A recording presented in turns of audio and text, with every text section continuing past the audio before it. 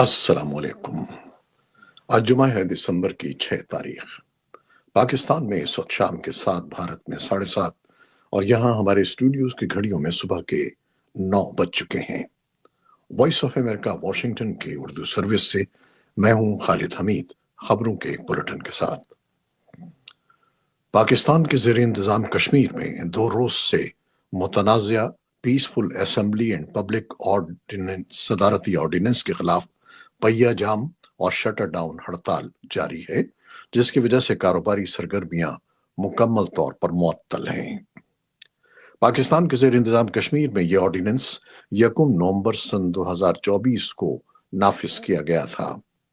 پاکستانی کشمیر کی supreme court نے صدارتی آرڈیننس معطل کر رکھا ہے، تاہم مظاہرین اس کے تحت قائم مقدمات اور گرفتار افراد کی رہائی کا بھی مطالبہ کر رہے ہیں۔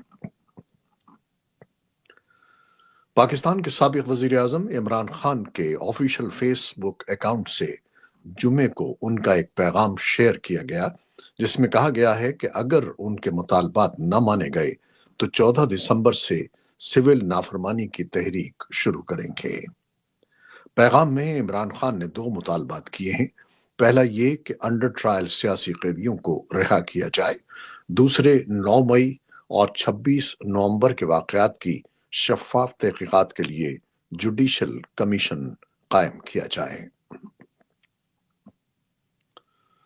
بنگلہ دیش میں 57% لوگ عوامی لیگ کو سیاست جاری رکھنے کی اجازت کے حق میں ہیں، جبکہ 35.5% عوامی لیگ پر پابندی کے حق میں ہیں۔ اس رائے کا اظہار جواب دہندگان نے voice of America Bangla service کی جانب سے کیے گئے ایک سروے میں کیا۔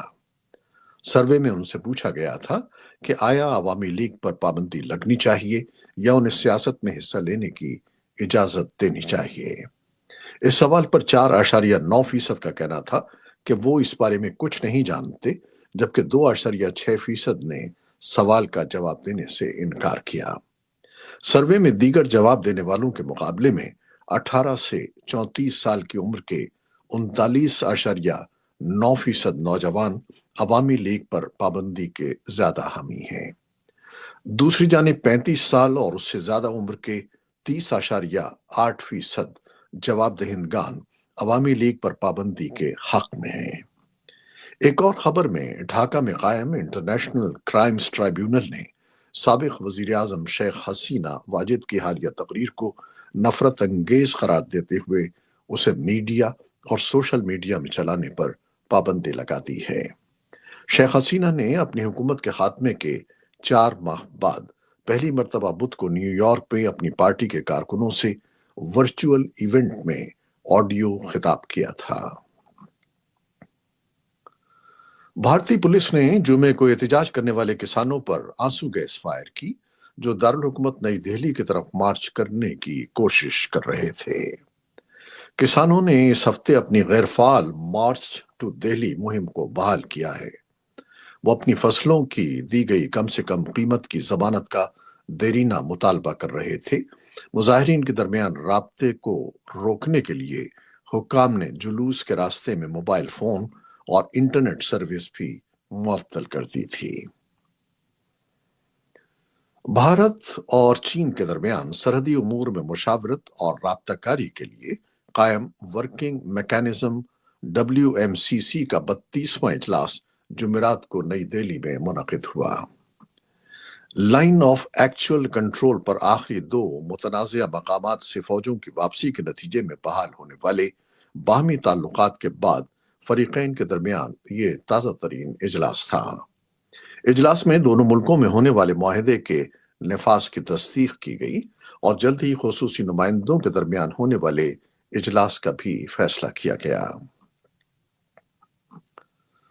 خبر رساں ادارے AFP کے مطابق شمالی غزہ کے کمال عدوان ہسپتال اور علاقے کی سول ڈیفنس ایجنسی کے ڈائریکٹر نے کہا کہ اسرائیل نے جمعے کے روز کئی حملے کیے، جو اس علاقے میں کام کرنے والے صحت کے آخری مراکز میں سے ایک ہے۔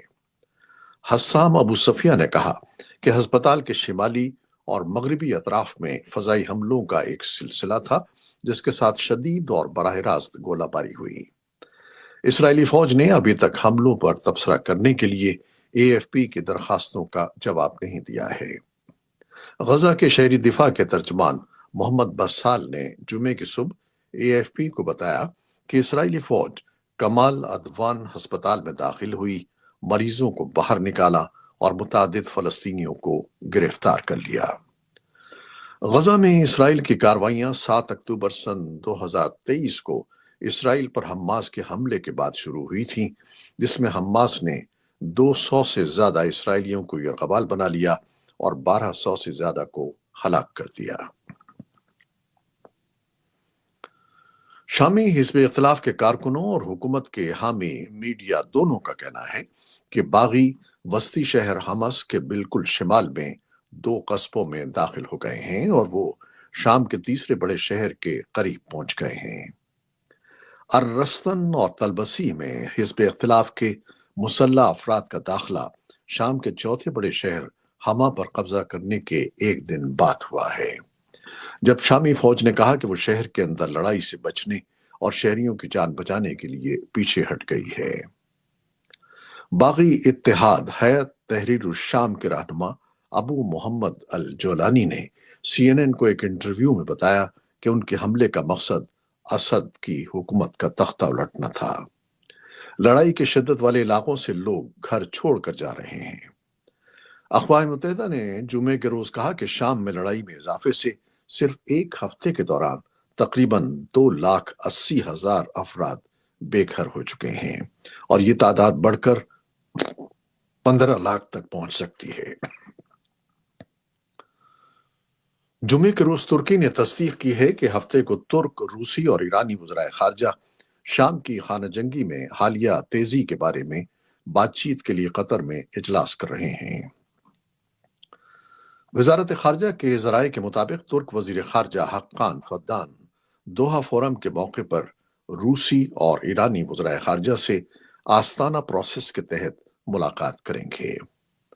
آستانہ پروسیس کا آغاز سن 2017 میں قازقستان میں ہوا تھا، جس میں یہ تینوں ممالک شامل ہیں۔ اس کا مقصد شام کی خانہ جنگی کا کوئی سیاسی حل تلاش کرنا تھا، جو گزشتہ ہفتے باغیوں کے حملے کے بعد ایک مرتبہ پھر بھڑک اٹھی تھی۔ ایرانی سرکاری میڈیا نے رپورٹ دی ہے کہ ایران نے جمعے کے روز کامیابی کے ساتھ اپنا سب سے بھاری خلائی راکٹ، جس میں ایک سیٹلائٹ اور ایک خلائی ٹگ شامل ہے، لانچ کیا ہے، جس کے بارے میں مغربی ممالک کا الزام ہے کہ یہ ایران کی دور بار میزائلوں کی صلاحیت میں اضافے کے لیے ہے۔ سرکاری ٹیلی ویژن کے مطابق راکٹ 300 کلوگرام وزنی پے لوڈ فخر 1 ٹیلی کمیونیکیشن سیٹلائٹ اور سامان 1 خلائی ٹگ پر مشتمل تھا۔ ایک اور خبر میں جمعرات کو امریکی نیشنل انٹیلیجنس کی ایک رپورٹ میں امکان ظاہر کیا گیا ہے کہ ایران اسرائیل کی طرف سے نئے حملوں یا اضافی مغربی پابندیوں کا جواب دے گا۔ رپورٹ کے مطابق ایران جوہری ہتھیار بنانے کی حد کو عبور کرنے کے قریب پہنچ گیا ہے۔ اگرچہ تہران فی الحال جوہری ہتھیار بنانے کے لیے تیار نہیں ہے، لیکن وہ سرگرمیاں انجام دے رہا ہے تاکہ اگر چاہے تو نیوکلیئر ہتھیار بنا لے۔ ایران کا کہنا ہے کہ اس کا نیوکلیئر پروگرام پرامن مقاصد کے لیے ہے۔ قازقستان کے ایک قانون ساز نے کہا ہے کہ حکومت شادی کے لیے دلہن کو اغوا کرنے کے واقعات کو روکنے کے لیے اپنے قوانین مزید سخت کرے گی۔ قازقستان اور کرغزستان کے دیہی معاشرے میں شادی کے لیے دلہن اٹھانے کی روایت بہت پرانی ہے۔ اگرچہ کرغزستان کی حکومت نے 1994 میں اسے غیر قانونی قرار دیا تھا، لیکن میڈیا رپورٹس کے مطابق دیہاتوں میں آج بھی ہر 3 میں سے ایک لڑکی کی شادی اسے زبردستی اٹھا کر دی جاتی ہے۔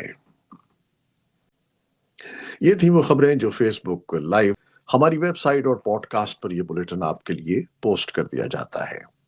آپ ہمارے بلیٹن کو شیئر کرتے ہیں اور اپنے کمنٹس میں اپنی محبتوں کا اظہار کرتے ہیں، جس کے لیے ہم آپ کے بے حد ممنون ہیں۔ اپنی ان محبتوں کو جاری رکھیے گا۔ نیوز پروڈیوسر عائزہ عرفان اور نیوز ایڈیٹر مدثرہ منظر کے ساتھ خالد حمید اب اجازت چاہے گا۔ اللہ حافظ۔